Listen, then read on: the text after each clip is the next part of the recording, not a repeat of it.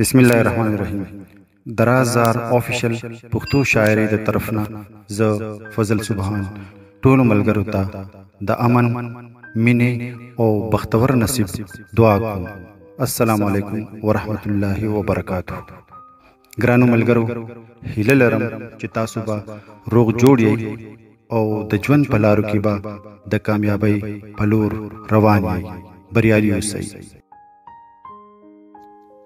ګرانو ملګرو، انسان ټول عمر د زمینی وسایلو او د ژوند د اسایشونو د حصول کوشش کوي او دا د ژوند معیار ګڼل شي چې د چا سره څومره وسایل او اسانۍ دي. خو کله کله د هغه په زړه کې د هغې خوشحالۍ ارمان سر پورته کي، کومې لا چې نه وسایل پکار دي او نه د ژوند کالي کودي، بلکې د دې ټول څیزونو نه لرې د فطرت په غېږ کې لږ ساعت دمه یو ډېر لوی دولت ښکاري. د ډېرو هڅو په دنیا کې چې د سفر اسباب څومره کم وي دومره رفتار تیز کیدی شي. خو څه ووایم، دا ټول چکر اپوټه دی. هر سړی خپل پیټې درنی. زه خو وایم چې ډېر غنم نو ډېر غمونه.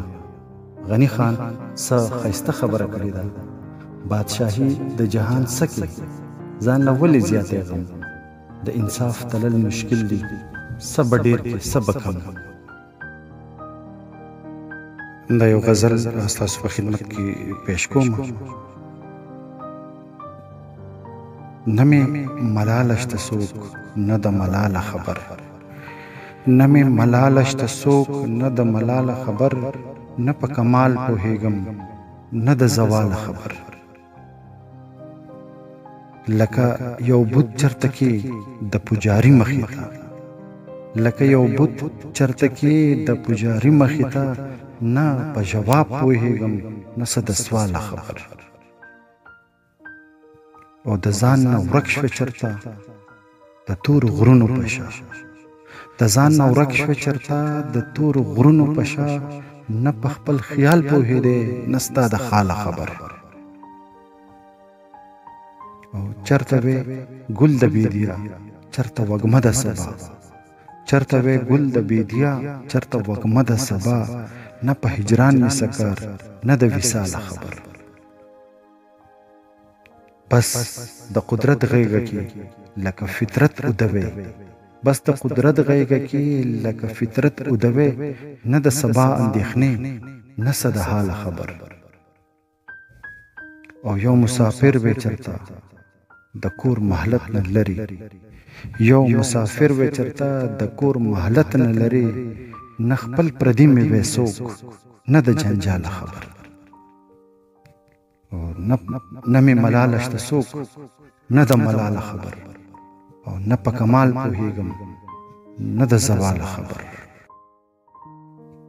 ملګرو، دا یو قطعه ده چې عنوان یې دی خوبونه. راز یم راز په زړه دننه اوسم، راز یم راز په زړه دننه اوسم، زه هغه نه یم چې ښکاره مسم. او لږ مې ټکور کا دا شوګیر د سترګو، لږ مې ټکور کا دا شوګیر د سترګو، په خوب به غواړم چې غواړم مسو.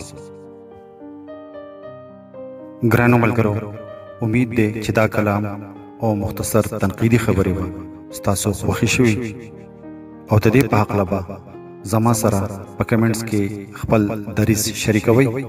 زه به د اصلاح په غرض ستاسو د دروند خیال په تمه یم. ښاد او خوشحاله اوسئ.